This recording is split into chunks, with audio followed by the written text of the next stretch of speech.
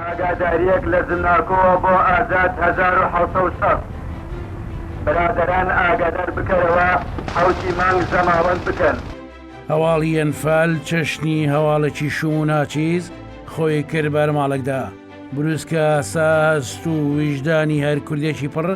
لە خەون و هیوای تاسان. ئیتر ناومێدی چەشنی پەڵە هەورێکی ڕەش و چڵکن ئاسمانی کوردستانی تەنی لە بری دڵۆپەی باران دڵۆپە فرمێسک و خوێنی باران. ئەو دەمەی لەشکری ڕژێمی بەعەز بڕیاری دابوو خاچی کوردان هەڵوەجێڕێ ڕەز و باخی دەیاتەکان لە بنەوڕە هەڵبچێشێ. ئەو دەمەی وەی شومەی ئەنفال هەموو کوردستانی گرتووەوە پۆل پۆل کورزبانان لە پشتی زیل دەکران و دەبران بۆ بیابانی عەرعار لە پڕێکدا خەونی سەرکەوتنی شۆڕش و سەربەستی و ئازادی وەرچەرخە بۆ ترس و بیمێکی کوشندە و کوردستانێکی وێرانە. نادیاری و چارەنووس هێزی پێشمەرگە و شۆڕشی وێڵ و سەرگەردان کرد. هەندێک لە ترسی ژەهری ئەژدیهای بەعەز بەرەو سنوورە دەستکردەکانی کوردستانی باشوور و ڕۆژهەڵات ملیانە.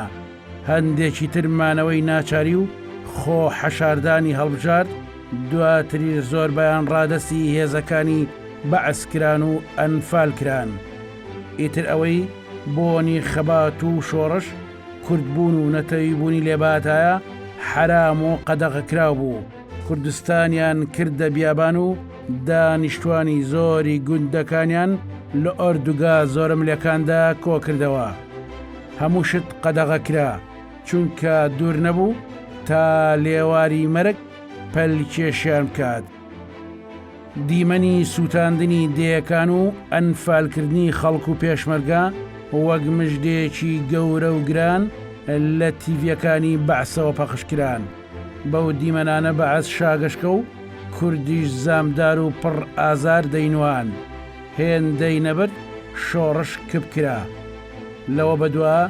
ئاوەدانی گوندەکان بێدەنگ و خامۆش سەوزی و پڕژیانی دەشت و دەر زەرد هەڵگەڕا هەمووی سووتێنرا.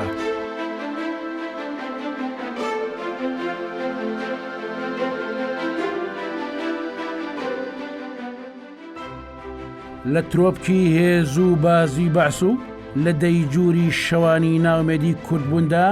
پیاوێکی خوێنەواری بە بڕوانامە و بیر و باوەڕ لەگەڵ کۆمەڵە کاوڕێی سوارچاکانە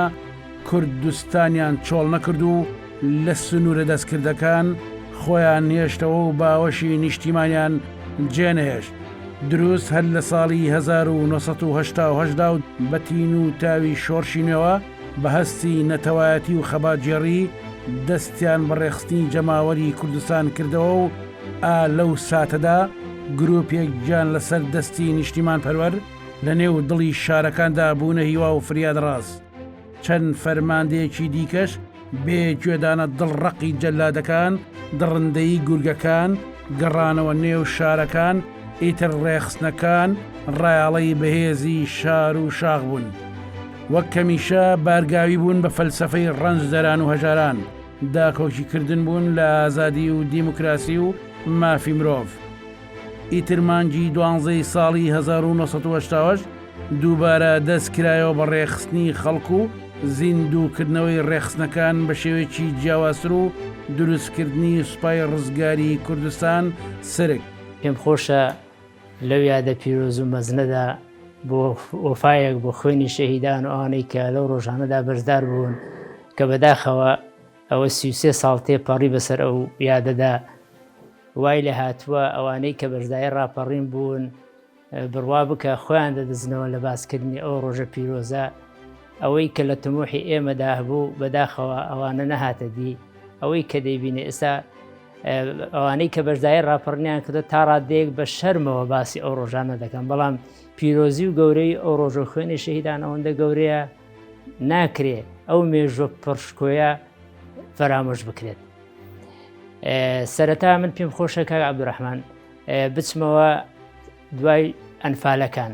دیارە دوای ئەنفالەکان سەرکردایەتی یەکێتی و هێزی پێشمەرگە هەمووی بەرەو سنوور و بەرەو ئێران ڕۆیشت. تەنانەت ئەوەی کەما بۆ چەند مەفرەزەیەکی پارتیزانی بوو لە ناوچە ئەو شوێنانەی کە ڕژێم داگیری کردبووە. هەر بۆ ئەو مەبەستە دیارە سەرکردایەتی بە تایبەتی بە ڕێز کاک نەوشیروان بەرنامەیەکی داڕشت دوو لەو برادەرانەی ڕاستپارد کە بێنەوە سنووری قەڵازێ ئەوانیش کاک مستەفای سێ قادر و کاکەمین قادر بوو هاوڕێچیە. ئەوانە چەند گرنگێکیان پێس پێدرا لە شەوی 16 لەسەر هەفتەی 12/88 کاک مستەفا و کاکەمین هاتنەوە ناو شار. دوای دوو شەو مانەوەیان لە ماڵی کاک سێ قادر هاتن بۆ ماڵی ئێمە. لەوێ کۆبنەوەیکیان بە من و کاک عەبدوڵای سێ قادر برای کاک مستەفا و شاسواری ڕەحمەتی کرد کە ئەو کاتە شاسوار بەرپرسی پۆلی ڕێخستنی قەڵازێ بوو. من و کاک عەبدوڵا ئەو کاتەدا هەردووکمان ئەندامی پۆل بووین. هاتنەوەی ئەوان ڕوونکردنەوە لەسەر هاتنەوەکە داین گرنگی ئەوان و بۆ چه هەدەفێک هاتوونەتەوە کە لەلایەن کاک نەوشیروان سەرکردایەتی ڕاست پێدراون. تەعمیمێکیان پێبوو. یەکی لەوانە کە باسی ئەوە دەکات دەڵێ سەرکردایەتی یەکێتی نیشتیمانی دابەش دەکرێت بەسەر چەند سەرکردایەتێکدا. یەکێکیان لە ناو قوڵایی ئێران دەبێت، بەشێکی لە سنوور دەبێت و بەشێکی لە ناو شار دەبێت، بەشێکی لە دەرەوەی ئەوروپا دەبێت. و هەر بۆ مەبەستە کۆمەڵێک تەلەفۆنی بەڕێز مام جەلال ڕۆحی شاد ئەویان پێ بوو، کاک دکتۆر فوادیان پێ بوو، کاک کەمال فوادیان پێ بوو، کۆمەڵی لەو برادەرانەیان پێ بوو کە لە ئەوروپا دەژیان. ئەگەر لە حاڵەتێکدا چکە ئەو کاتە خەڵک پێی وابوو دوای ئەنفالەکان ئاژبەتاڵێکی کە ڕوو لە خەڵکی کوورد دەکاتەوە و حدودەکاندا دەخرێن ئێران و عێراق ڕێک دەکەون. بۆ هەدەفە کاک نەوشیروان و سەرکردایەتی ئەوەیان کردبوو کە ڕێگایە بدۆزنەوە لە ڕێگای سووریاوە و لە ڕێگای ئەو تەلەفۆنانەش بە ناوی خوازرا و ئێمە لە بەغداوە پەیوەندی بکەین بە ئەو بەڕێزانە زانیاریان بدەینێت لەسەر ڕووداوەکانی کوردستان و ناو شار. و جگە لەو سەرکردایەتیە کارێککە کۆکردنەوەی زانیاری لەسەر هەموو دام و دەستگاکانی ڕژێم کە بۆ ئەو ئیشەش کاک شاسوای ڕەحمەتی ڕاست پێدرا کرا بە بەرپرسی ئەو ئیشە. و کارێککەیان ئەوە بوو کە دەمەوێت لێرە ئیشارەی پێ بدەم دروستکردنی سوپایەک بوو بە ناوی سوپای ڕزگاری کوردستان کورتکراوەکەی سرک بوو. ئەوە دەبوو هەر مەفرەزەیەک لە 2 بۆ 3 کەس پێک بێ ئەو مەفرەزانە بکرێن بە کەرتەکان بکرێن بە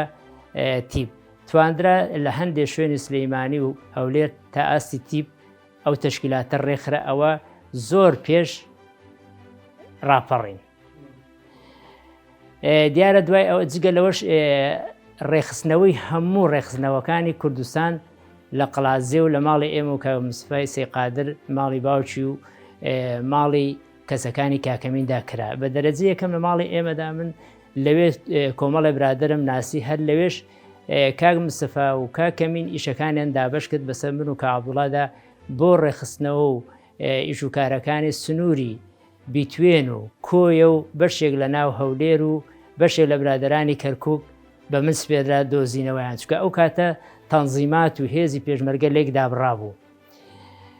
هەمووی بەنامەی بچووک بچووک کە دەمانکردەوە زانیاری وردی ئەو کەسی تێدا و دەماندۆزیەوە پەیوەندیمان پێوەی دەکرد. ئەوە درێژەی کێشە هەتاوەکو لە 26/6/89 منتیقەی پشدەر ڕاگوازرا بۆ سنووری بازیان و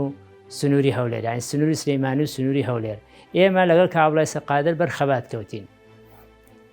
لەوێ پێش ئەوەش چەند ڕۆژێک پێش ڕاگواستنی پشدەر خانوێک لە حەیزەراعەت گیرا بۆ کاک مستەفا لەلایەن کاک زیاد شەقڵاوی بۆ ئیش و کارەکان. هەر لەوێش کاک زەباری حاجی ڕەشید ڕەحمەتی کە بەداخەوەی ئەعدام کرا بەرپرسی ڕێکخراوی سلەیمانی بوو. وەسایەکی تایبەتی ناربوو شوێنێکی بۆ کاک مستەفا دروست کرد، 2 شوێن بۆ شاردنەوەی چەک و بڵاوکراوە و پێدا هەتا مەزالی ئەوەش هەبوو بۆ خۆشاردنەوەش بەکار بهێنرێت. لەوێدا دەستمان بە ئیش و کارەکان کرد هەتا ئەو کاتەی کاک زیاد گیرا پێش ئەویش کاک زەبار گیرا. ئەوە بوو کاک مستەفا نەیتوانین لێ بژی شوێنێکەکەی بۆ دۆزرایەوە لە حەی شورتە. دوای جیرانی پێش کاک مستەفا کە عەبدوڵای برای گیرا بەشێک لە ئەرکەکانی ئەویش کەوتە ئەستۆی من. کە کاک مستەفا گیرا ئێمە لە بینی خۆمان کۆبوونەوە تقریبا لیژنەیەکمان تەشکیل کرد کە پێکات بوو لە من و شاسوار و مامۆستا خالیدی ڕەحمەتی. بۆ ئیش و کارەکان. کە ڕۆیشتنی ئێمە بڵاو ماکە لێمان چمان بۆ کوێ ڕۆیشتن بۆ ماڵبەندی سێ لێوە چمان بۆ ئێران لۆدا ئەمجا دۆڵسەکە کە ڕۆیشتن نوێشتە تا هێلانە قەلوکونە کۆتر هەیە لە قەندیل تا ئێوەش ڕۆیشتن نوێشە شەڕێکی زۆرمان کرد. کاک ملازم عومەر بوو، کاک نەشوان بوو بەڕەحمەت بێ، ئەو کاتێکە کە ئازاد هەورامی شەهید بوو، ئەو کاتێک ئێمە لەسەر ئەو شاخە هێلانە قەلوکونە کۆتر بووین. لەوێ کە تەواو بوو لێوشە حکومەتی عێراق ئەوێ شەکردە حکومەت وەگوتم هەموو هێزتوانێ بەکارێنە کە دواسە ڕۆیشتین بڕۆین بەڵاو بکەین لێ بچین بۆ قەندیل لێ بچین بۆ ئێران کانیشان کۆمانی کردو لە قەندیل. مەجموعەیە سەرتیبسە باش هەمووی نایەتە بێر من تۆزێک داوای من دەکەم لە زاکرا هەندێک شتم لەبیرە چێ کاک نەشوان کۆی کردن وتی برادران ئێمە شیعاری ئەوەمان هەڵگردا کە ئەنفال هین نەکەن کە ئێمە ئاژبەتاڵ نەکەن یعنی ئاژبەتاڵ بە ئاژبەتاڵ بکەین بەرنامان ئەوەیە ئەگە یەکێک ماژمێنێ ئێمە ئەبێ هین بکەین بەڵام بەرنامەیمە ناوێسەوە هاتنەتە ئێرانەوە بەرەو ئێران و قەندیل لە ڕۆین بەڵام ئێتر برێن بێ ئەمەل بن کێ لە ئێوە بە باشی ئەزان بەرنامەی تازەمە ئەمە قسەی نەسی کاک نەشوانە ئێمە بتوانین مەفارەت دوورکەن بە شێوەیەکی تر بە شێوەیەکی پارتیزانی توانین بیکەین هەر ناوچەیەک و مەفرزەیەکی بۆ بنێن تەشکیلێ بکەین وڵا ئێمە شوتمان وڵا هەموومان ئامادەین. ئێمە دیارە ئێمە لەوە پێشیش مەفرەزێکمان نەبوو کە پیانە بوو ڕەسلی سووداش مەفرەزەی پارتیزانەکانیان پێکرد هەر لە دوان فالەوە شێوەی سیاست یەکێتی نیشتیمانی کە بە سەرکردایەتی ڕۆژان و شێوە مستەفا بوو سیاسەتەکەی گۆڕی زیاتر مەفارزەکانی پچوو کردەوە لە هەموو سنوورەکانە ئێمەژێشی بووین لەو مەفرەزانەی کە پێیانەتین ڕەسلی سووداش زیاتر ئیتماممان بە ڕێخستنەکان بە کۆکردنەوەی پەرتەوازەی و ڕێخستنانە و ئەو خەڵکانەدا ئێمە درێژەمان بە ئیشەکانی خۆماندا تا کاتی سەدام مەسەلە ئەو لەگەڵ کوێت پەلاماری کوێتی دا و کوێتی داگیر کرد لەوێەوە سیاسەتی یەشێتی گۆڕا بۆ بیرکردنەوە بە تایبەتی ڕەوانشاد ئێمە زیاتر پارتیزانەکان پەیوەندیمان لەگەڵ ڕەوانشاد نەشوان مستەفا بوو بیرکردنەوەکان گۆڕان بۆ ئەوەی کە بیرکەینەوە ئەم فرسەتەی کە هاتۆتە پێشەوە فرسەتێکە بۆ ئەوەی کە توانین ئێمە جارشکە خۆمان دروستکەینەوە خۆمان بین و ناو جەماعەکە خۆمان مەتیقانی خۆمان ئازادکەینەوە ئەوە بوو ئێمە چەند مەفاریزێک بووین هاتینە خوارێ بڵێن پێش ئەوەی لەکوێ درێ ئێمە هاتینەوە مەتیقانی خۆمان هەر لەوە پێش پێمتی ئێمە هەر ئیشمان ڕەسل سووداش پارتیزانەکان بوو چەند مەفاریزێک هاتینە خوارێ بە پێی تەوجیهاتی سەرکردایەتی و ڕەوانشاد ئێمە هەموو کارمانەوە بوو پەیوەندی بە ئەو خەڵکانە بکەین کە بە تایبەتی ئەوانەی پێشمەرگە بوون دابڕابوون لەبەر هەندێک زروفی سیاسی لە ساڵی هەشتا ساڵێک بوو چەند مانگێک بوو هیوا بوو چەند مانگێک بوو دابڕابوو هاتووە تەسلیم بوو پەیوەندیان پێوە بکەین و قسەیان لەگەڵ بکەین و خۆ ئامادەکەن بۆ ڕۆژێکی ئەگەر فرسەتێکی ڕاپەڕین شتێک هاتە پێشەوە بتوان تەواجودیان هەبێ و مەوقیف و هینیان هەبێ. من پیرۆزبایی یادی ڕاپەڕین لە هەموو خەڵکی کوردستان دەکەمەوە سەرڕای ئەو ئەحداسانە و ڕووداوانەی دوایە و خراپی و خواروخێچی و ناڕێکی لە حکومڕانی خۆیەتی و کوردیدا بەڵام هەتا ئێستاش ڕاپەڕین بە گەورەتی و ڕوودا و دەزانم لە مێژووی گەلی کورد یان مێژووی هاوچەرخی گەلی کورد ئەو فەرماندەیی دروست کرد کاک نەوشیروان وشی گوتم هەیئەتی ئەرکانی هێزی پێشمەرگەی کوردستان لەسەر شکلی ئەوە بوو خۆی بەڕاستی ئەوە بۆ ڕێخستنەوەی هێزی پێشمەرگە و ئۆرگانەکانی شۆڕش و یەکێتی ئامادەکردنی بۆ گونجاندنی هێزی پێشمەرگە و سەر لە نوێ دەست بە ئیشکردنەوە پاشی ئەنفالەکان بێگومان پاش ئەنفالەکان بەس پارتیزانەکانمە هەندێک پارتیزانمە لە کوردستان مابەوە دەنە ئێمە هەموو لەسەر سنوورەکان و لەو شوێنانە بوون ئەو فەرماندەیە بۆ ئەوە دروستکرا بوو و کاک نەوشیروان بێگومان دەیزانی کە چاوی ئێران چاوی عێراق حتا چاوی دەوڵەتانی تکەش لەسەرەوە بوون کە ئێمە چی دەکەین بۆ پلانمان چییە بۆیە زۆر بە زەحمەتی هەولی دەدا پلانەکانی خۆی بشارتەوە بێگومان پلانەکانی ئێمە دەرکمان بە هەندێشت کرد هەندێکی بۆ باس کردین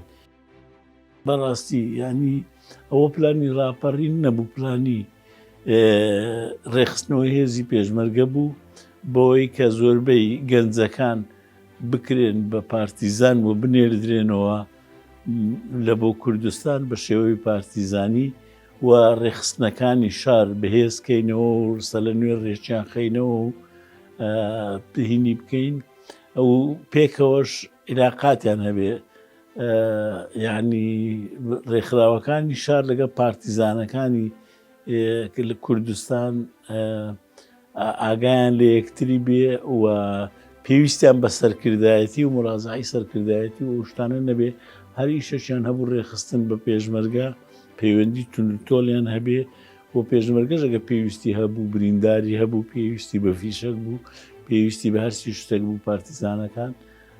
ئەوە تقریبان پلانەکە بوو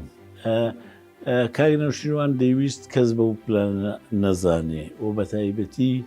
چاوی عێراق و چاوی ئێران لەسەرەوە بوو کە بزانێ کاک نەوشیروان چ دەکا یعنی خەریکی چییە بۆیە ئەو وای هەولی دەدا بیشارتەوە مەسەرەن دەیگوت چێ تااقەتی نیە با بڕوە تەسلیم بێتەوە ینی خەڵکەچی وا حاری کرد ینی یەکێک زۆر ئاگای لە پلانەکان و یان کاک نەوشیروانی باشنە ناسیبە وەی دەزانی ئەوە خەریکی ئاژبەتارە یان موهتەم نییە و هیچ پلانەکی نییە زۆر کەس وا تێدەگەیشت خۆشی ینی وای نیشاندا کە بە تەمای هیچ نییە یان پلان و شتەکانی بەڵام ئێمە هەندێکیمان ئاگا لێ بوو بە حکمێەوەی ئیشەکەمان ئەوە بوو لە ڕێخستنەوەی هێزی پێشمەرگە و ئەو شتانە بەشدار بین بۆیە زۆر خەڵک وا تێدەگەیشت کە کاک نەوشیروان هیچ پلان و بەرنامەی نییە و چاوەڕوان دەکاتن ئاژبەتاڵیشت کە ببێ کاک نەوشیروان هەر زوو کەوتەوە خۆی لە کەچوونە دیوی ئێران و دا ئەنفالەکانەوە چونکە هەموو ناوچەکانی کوشە خۆتانزان کاول کرابوو دێهاتەکان هەمووی ڕاگوێزا و سووتێنرا خەڵکەکەی هەمووی ئاوارە بوو یا دەستگیر کرا کاک نەوشیروان بنکەکانی دروست کردوانێ لە قاسمەڕەش و لە بلێچێ و لە دزڵی و پێشمەرگەکان لێ کۆکرانەوە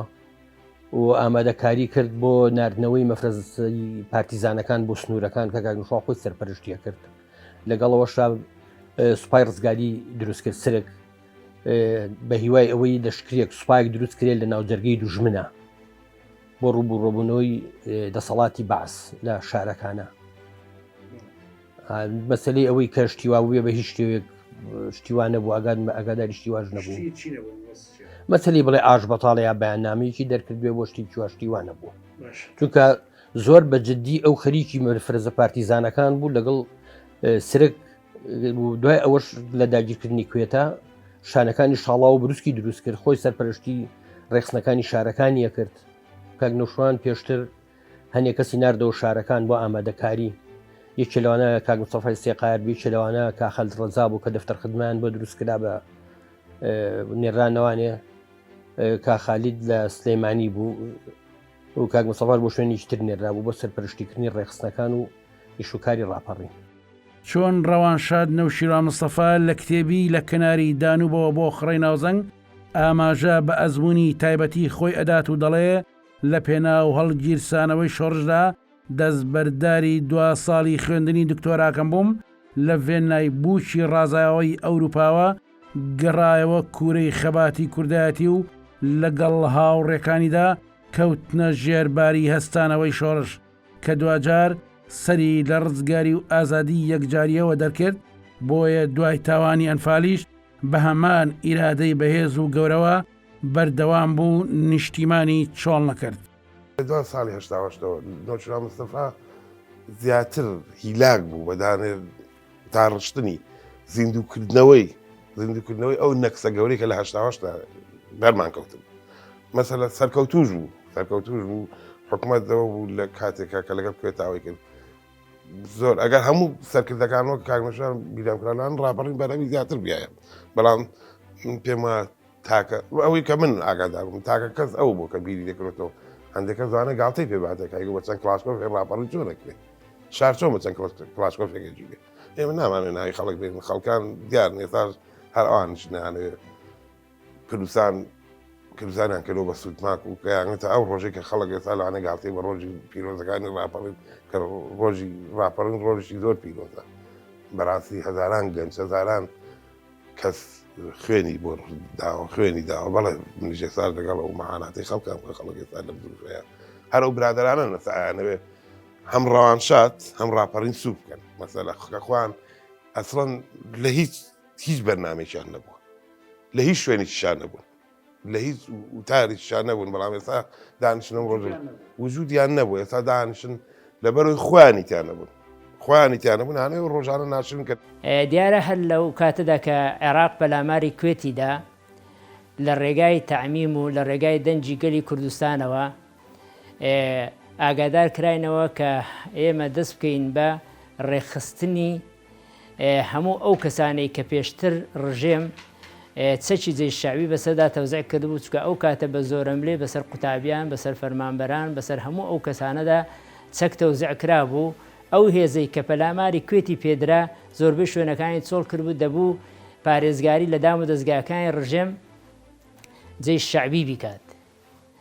بۆیە ئێمە ئاگادار کراینەوە هەموو ئەو دام و دەستگایانەی کە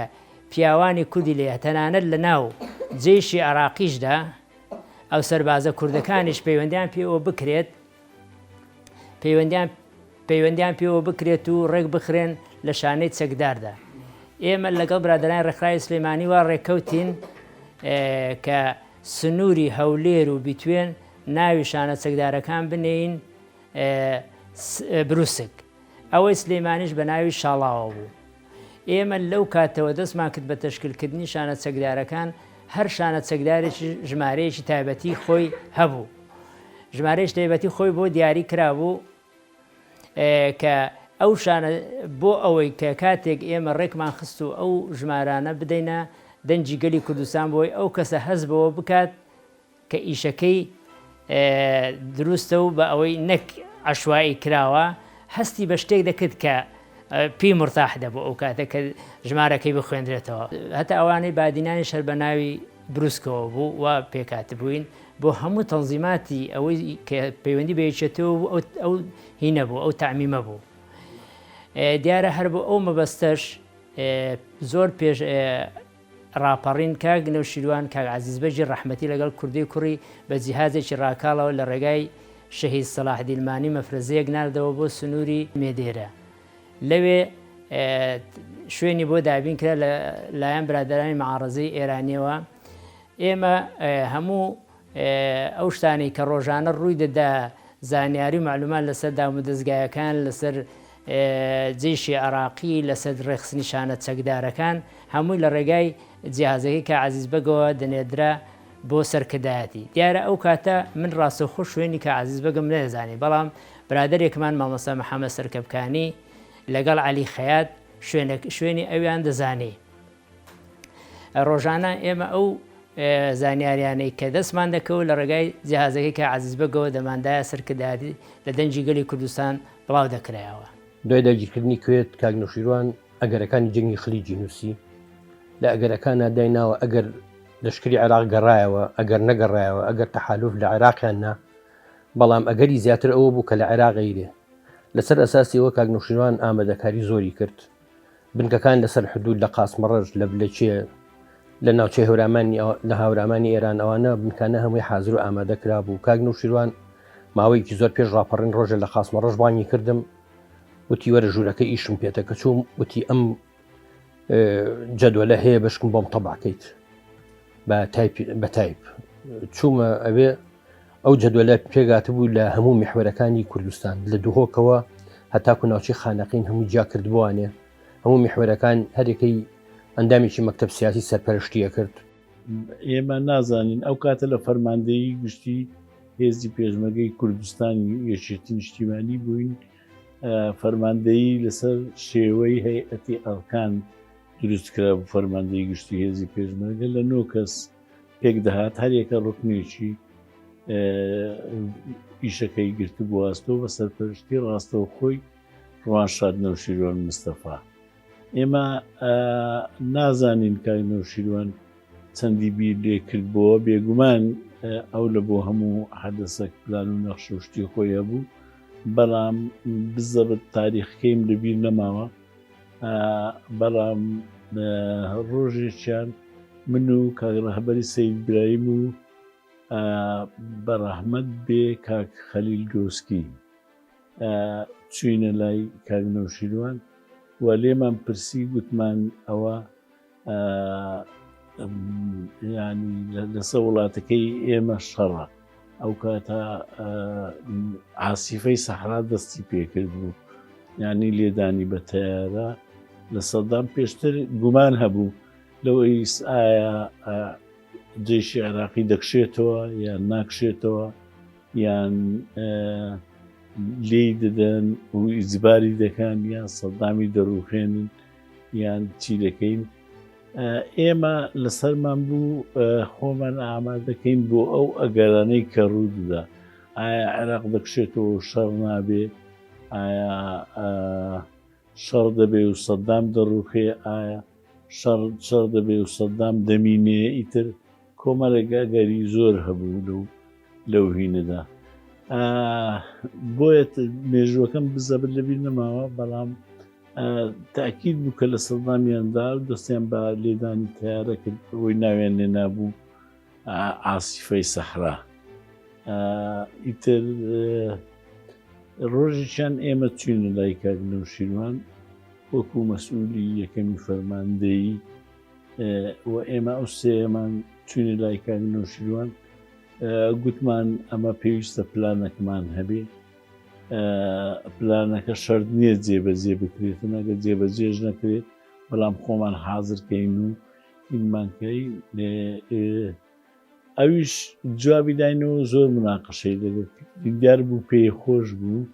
کە ئێمە ئەو بە خەیاڵماندار بێگومان ئەو بیری لێکرد بۆ بەڵام نازام چۆن بیری لێکردبووە زۆر پاش مناقەشەشی زۆر لەسەرەوەی دەتوانین چ بکەین چ نەکەین گوتی سبەی هەموو فەرماندەیی وەرن لەگەڵ سەرکردایەتی یەشێتی ئەوانەی لێرەنا کۆبوونەوەشی دەکەین کە کۆبوونەوەکەمان کرد تقریبەن سەرەتای نەخشەکە لەوێ دەستی پێکرد پرسیاری لێکردین کە چی بکەین هەمومان دەبێ قسە بکەین چی بکەین وەکو سەرکردایەتی و ئەو ئیمکانیەتی لە بەردەستماندایە چی بکەین لە حاڵەتێک ئەگەر لە سەدامیاندا و سەدام ڕووخا یان ئێمە لە کوردستان چی بکەین چی نەکەین هەر کەسە قسەی کرد ینی هەموو ئەندامەکان قسەیان وە سەرکردایەتی قسەیان کرد هەر کەسە و ڕێی و بۆچوونی خۆی گوت و بە کورتەکەی پلانماندانا بۆ حازربوون لە بۆ هەموو ئەگەرەکان کە ئەگەر شەڕ بوو و سەدام ڕووخا ئێمە چی بکەین بێگومان ئەو کاتە بەرەی کوردستانی هەبوو و ئۆپۆزیسیۆنی عێراقیش لایەنە عێراقی عەرەبیەکان بە تایبەتی شیعەکان وجودیان هەبوو هێزیشیان هەبوو ئەویان کرد ئەخیر شت کاک نەوشیروان خۆی قسەی کرد گوتی بەڕێی من ئێمە سێ خەیارمان هەیە لە هەموو حاڵەتەکاندا یەکەشیانەوەیە بچین لەگەر ئۆپۆزیسیۆنی عێراق لە ڕووخانی سەدام بەشدار بین لە بەغدا هەموو هێزی خۆمان بەکار بین ئەوەی دووەممان ئەوەیە کە بچین کەرکووکی بگرین و کەرکووکی ئازاد بکەین و چاوەڕێ بکەین بزانین لە بەغدا چ ڕوودەداتن ئیتر ئەو کاتە لە مەوقعشی قووت قسە دەکەین ئی سێیەم گوتی کە پێم وایە ئەوە لە هەمویان عەمەلی ترا ئێمە هێزەکانمان دابەش بکەین وە بە هەموو هەولی خۆمان هەوڵ دەین بچین گوندەکان نەمابوون بە زۆری گوندەکان تێکدرابوون دێهات پشتیوان نەمابوو هەموو خەڵک لە مجەمەعەکان کۆکرابووە گوتی ئێمە بچین مجەمەعەکان ئازادکەین و خەڵک ڕاپەڕێنین دوایێ شارە گەورەکانی وەکو سلێمانی و هەولێر و دهۆک و ئەو شارانە ئازادکەین دوای هەموو هێزی کورد کۆکەینەوە هێزی خۆمان کۆکەینەوە کەرکوچی ئازادکەین وی تر چاوەڕوان بکەین لە بەغداد چۆ ئایا سەدام دەڕوخێ ناڕوخێ ئێمە وڵاتی خۆمان ئازاد دەکەین و هین دەکەین ئیتر کۆبوونەوەی تر کۆبوونەوەی چڕ کرا سەن ڕۆژی دواییش ئەوە بوو لەگە بەرەی کوردستانی قسەکرا وە لەگەر معارەزەی عێراقی قسەکرا. هەر لە دوای ئەوە بەعەز کوێتی داگیر کرد نەوشیروان مستەفا کەوتە پلاندانان بۆ ئەوەی چۆن بتوانێت کوردستانی باش و سەر تا سەر ڕزگار بکە و چەند پلانێکی دانا بەبێ ئەوەی هیچ کەسێک ئاگدار بێ و بەنهێنی لە قاسمە ڕەشەوە کارەکانی خۆی کرد. مێژووی ڕاپەڕین ڕوون و دیارە، بەڵام مەگەمیشە هەندێک بۆ شێواندنی مێژووی کورد و مێژووی ڕەوانشاد کاک نەوشیروان مستەفا لەم دوایانەدا کەوتنە بڵاوکردنەوەی هەندێک بابەت بە نیەتی ئەوەی کە ئەو مێژووی باز دەکرێت وانە، بەڵام ئەو دەیان فەرماندە و پێشمەرگە شاهیدن کە ئەو ڕاپەڕینە چۆن کرا و چۆنیش هەندێک فەرماندەی پێشمەرگە ئامادە نەبوون خاچی نیشتیمان چۆڵ بکەن. ئێمە دیارە توانیمان زۆرترین کەس کە چەکی لابوو بە تایبەتی هەندێکیانمان کرد بە هەوێنی ئەو شانە چەکدارانە ئەوانەی کە پێشمەرگانەی کە لە ئەنفالەکان گەڕابوونەوە شارەزایی چەکیان هەبوو و هەموو ئەو ڕێخستانەی کە پێشتر ڕێکخرابوون بەڵام هۆی ئەو زروفانەی بەسەر کوردستاندا هەبوو دابڕابوون ئەوانە کرانە نەواتی ئەساسی ئەو شانە چەکدارانە. توانیمان خەڵکێکی زۆر لەو شانە چەکدارانە بە تایبەتی ئەوانەی کە سەرچیان لابوو ڕێکیان بخۆین لە قوتابیان و فەرمانبەران و تەنانەت لە ناو جێشی عراقیشدا ئەو سەربازە کوردانەی کە بە قەراری ئەو کاتە پێیان دەوە قەراری دووسایید 1936 و 1937 گەڕابوونەوە لە ناو ئەوانشدا توانرا بوو شانە چەکدا دروست بکرێت. دیارە هەر لە دوای ئەوەی کە پێش ئەوەش برادرانی سەرکردایەتی بە تایبەتی لە تەعمیمەکاندا دادەبەزێنرا کە عێراق هەڵەیەکی گەورە دەکات ئێمە نەمان دەزانی بەڕاستی ئەوە ئەو هەڵەیە پەلاماری کوێتیدا کە پەلاماری کوێتیدا لە دەنجی گەلی کوردستانەوە و لە ڕێگای نامەکانەوە ئێمە ئاگادار کراینەوە کە دەست بکەین بە دروستکردنی شانەی چەکدار و خۆمان ئامادەکەین بۆ ڕاپەڕین. ئەوە بوو لەو کاتەوە هەر لە دوای داگیرکردنی کوێت ئێمە دەستمان کرد بە تەشکیلکردنی شانە چەکدارەکان وەکو پێشتریش ئاگادارم کردی کە ئەوانەی سنووری دەسەڵاتی سنووری دهۆک و هەولێر و بیتوێن بە ناوی شانە چەکدارەکانی بروسک بوو. ئێمە لەوە دەستمان کرد بەخۆ ئامادەکردن کە پەلاماریدا زیاتر ئیشەکان کە پەلاماری کوێتیدا ئیشەکانمان خێراتر کرد زیاتر دەستمان ئاوەڵە بوو بۆیە زۆرترین شانەی چەکدارمان دروست کرد لە هەموو ئۆردوگا و شار و شارۆچکە و بەڵام ئەوەی کە لێرە من پێویستە ئیشارەتی پێ بدەم هەردوای هاتنەوەی کاک مستەفا و کاکەمین کارەکانی سنووری بیتوێن کۆیە و بەشێک لە ئۆردوگایەکانی سنووری هەولێر و بەشێک لە ناو هەولێر و بەشێک لە ئەو برادەرانەی کە لە بنسڵاوە و تۆبزاوە و ئەوانە بوون هی کەرکک من توانیم پەیوەندیان پێوە بکەم و لە ڕێگای منەوە ئیشەکانیان دەگەیەنرایە سەرکردایەتی. دیارە ئێمە بۆ ئەو مەبەستە 28 دوی 91 دوا کۆبوونەوەمان کرد ئەو کاتە پێشتریش ئێمە بۆ ڕۆژی ڕاپەڕین کە سەرکردایەتی ئاگاداری کردبوونەوە دەبێت لە 7 سەرکردایەتی ڕاپەڕین سەرتاسەری بکرێەوە بۆ ئەو مەبەستەش بۆ هەموو سنوورەکان دوورترین شوێن کە خەبات بوو ئەو کاتە ئاگادارکرانەوە کە کاکوردە چاوشین بۆ ئەوەی دیاری کراوە دەبێت ڕۆژی پێش شەشی مانگ ئێوارەکەی پەیوەندی بە ئەو شانە چەکدار و ڕقسنەکانی ئەو سنوورۆ بکە بە کورتەکەی بۆ هەموو شوێنێک هێزی پێشمەرگە و مەفرەزە دیاری کرابوو پێش 7 مانگ بگاتە ئەو سنوورە و پەیوەندی بە ڕێخستنەکانەوە بکات. من کە 28 دوو هاتم دوا کۆبنۆم لیژنەیەکمان پێک هێنابوو لیژنەکە پێک کاتبوو لە محەممەد حوسێن کە ئەو کاتە سەرپەرشتی سنووری گرجان و قەرەنیاغا و ئەوانەی دەکرد لە حاجیاوە فەیسەڵ خەلەکانی لەگەڵ عومەر خدر سەرپەرشتی ئەویان دەکرد چواقڕنە مەلائاری لەگەڵ عەلی خەیا سەرپەرشتیان دەکرد ناو ڕانێش ئەو کاتە گەڕەکی ئێستای ڕاپەڕین کە ئۆردوگای ڕاپەڕین بوو محەممەد شامەروان سەرپەرشتی دەکرد ناوکۆیە کاک ئەسعەد حەماعەلی ڕەحمەتی سەرپەرشتی دەکرد بەشێکی مامۆستا محەممەد سەرکەبکانی سەرپەرشتی دەکرد زائیدەن دۆڵی سەرکەبکان من 28 مان کە هاتم یەک بەریدم هێنابوو بۆەوەی کە عەلی خەیات بیبا بۆ سەرکردایەتی ئێمە ئەو کاتە دوو تاکە ڕێگامان هەبوو کە بەریدەکانمان بگات پێش ئەوەی عەزیز بەگ بێتە خوارێ ڕێگایەکیان ئەو ڕێگایە بوو کە خەڵک دەیتوانی وەرەقە بکڕێت ئازوقە لە سونێەوە بهێنێت ئەو کاتە وەرەقەیەک بە 100 دیناری ئەو کاتە دەکردرا ئێمە ڕێگامان بە عەلی خەیاتدا بوو وەرەقەیەک کڕی و بە 100 دینار بۆ ئیشی تایبەت و زەرور هاتچۆ بکات دەیتوانێت بچێتە سونێ دووەمیشان لە ڕێگای برادەرانی حیزبی دموکراتەوە بوو ئەو کاتە ئێمە عەلی هاتچۆی ئەوەی دەکرد ئەو ڕۆژە کە هاتم کۆمەڵێک بەریدم هێنا بوو و پارەشم بۆ دابین کرد بوو چکە ئێمە ڕاست پێدرا بووین بۆ ئەو مەبەستە بەنزین و دوو شتی زۆر ئەساسی بەنزین و ئارد بۆ نان بەنزینیش بۆی ئەو سیارانەی کە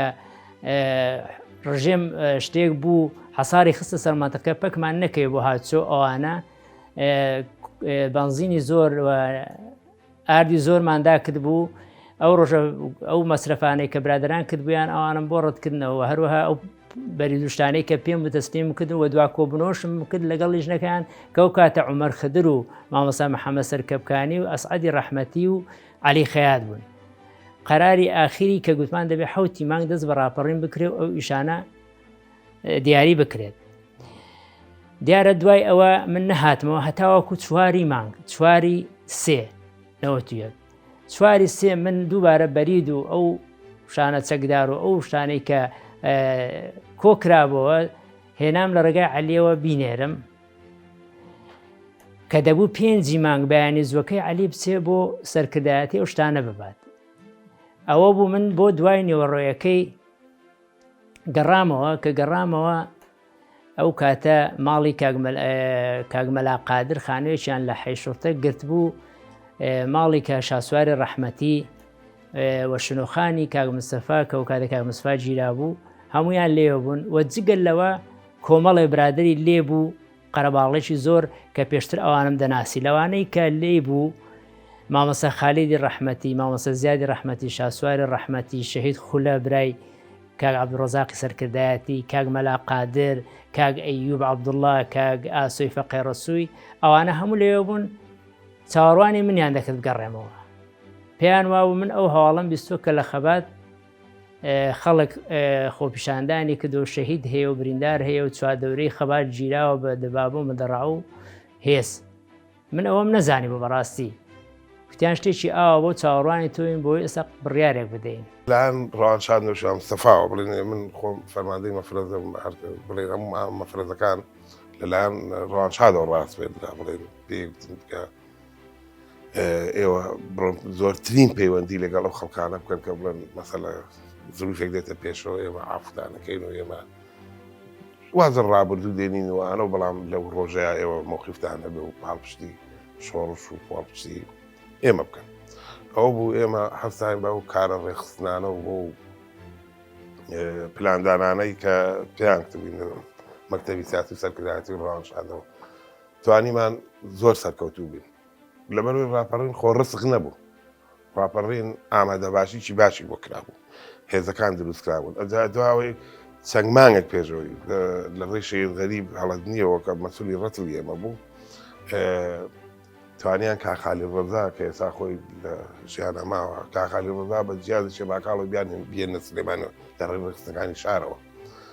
هەتا بناریشی تێکەوتووانە لە کاتی گواستنەوەی جیاز و شتەکانە بنار و کوژرای حکوومەتیش دێکەوە دایانێت ڕێگری بکەن و بەڵام هاتچۆنە برادەرانە توانیان هەدەفەکە پێکردن و کاخالی بێنە شوێنی ئەمین و ئامان و تەرسیمی ڕێخستەکانی کرد ئەمە بۆ چەند مانگە پێش ڕاپەڕین بوو ئەجا دواوەی مەسەلە مەفرەزەکانی بروس و شاڵاو دروست کرابوون هەموو مەفارزەکان دروست کرابوون هەموو خەڵک قسەی لەگەڵ کرابوو وەڵحاصل ئامادەکاریی زۆر باش کرابوو ئەوی ئێمە قسەمان لەگەڵ کرد من ئەوەی خۆم قسەم لەگەڵ کرد چون هەموو مەفارزێک خەڵکی خۆی هەبوو لەگەڵ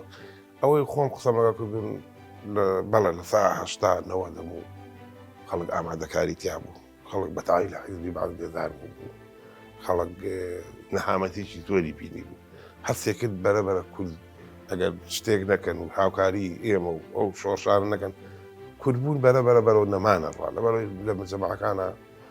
وەزێکی خراپە بوو وەزێکی ناخۆشە بوو ئازادی و دەست بەسەریکی قولتە بوو لەبەرەوەی هەموو کەس ئامادە بوو یعنی ئەوەی من خۆم خودی خۆم قسەم لەگەڵ چەند مەسەلە ئامر سری و جاش و باوم سەشار و شت کرد و بگرە خەڵکی کەش خەڵکی سادەش هەمووی مووقفیان زۆر باش بوو لە ڕۆژی خۆشیان هەمووی مووقفێکی باشیانە و هاتنە پێشەوە و توانیمان سنووری منتیقی ئێمە من زیاتر سنووری دوکانوانە بەبێ خوێن و بەبێ تەقە و بەبێ شتێک هەموو شوێنێک ماڵگەکانمان ئازاد کرد و مانگێک پێشەوەی دیارە هێزەکان کرابوون بە چەند بەشێکەوە لە سەرەوە ئێمە لە خوارەوە بووین زۆراگە بەڵام بە پێی نامە و تەوجی و بە جیاستەکرد هێزەکان کرابوون بە چەند بەشێکەوە هەند هێزیان کراو بە بەتالێنەکان و ڕێکخرابوون نابیانە سەر سنوورەکان هەندێک هێزیش دروست کرا و پیانەتن هێزی تایبەتکە و پارتیزانەکان بوون ئێمە لە مانگی یەکا بوو سەرکردایەتی تقریبا 20 پێشمەرگەی نرد کە بە سەرپەرشتی بێت کاک سابراوایی بوو کاک سابراوی سای ئێمە کرابووین بە بەتالوێن ئێمە خۆمان خوارەوە بووین بەڵام بڵێن تەشکیلاتەکە کردوانین بە بەتالوێنی پانزەی چەمێڵەدا کاک بێسوم سابراوایی ڕابەر سیاسی بەتالوێن بوو لەگەڵ هێزێکی 50 کەسی هاتە خوارێ کە هاتە خوارێ هەموو بروسکەوشتەکانی هێنا و بروسکەوشتمان دانا و هەموو تیکاکە لێساوە دەست بەکار بن لەوانەیە لە مانگی سێوەهان هەیە ڕاپەڕین دەست پێ بکەن لێساوە ئامادەکاری بکەن و ئەبێ ئێمە دایمە حاضر بین بۆ ئەو ڕۆژەی کە خەڵکانی خۆتان ئەو زیاتر ئێمە ئامە فەرزەکان زیاتر هەمووی هاتین ناو جەماعی پیرەمەردون و بینینی خەڵک و دیداری خەڵکوانە و ئاگاداریەک لە زمناکۆوە بۆ ئازاد 1970 برادران ئاگادار بکەرەوە حوتی مانگ زەماوەند بکەن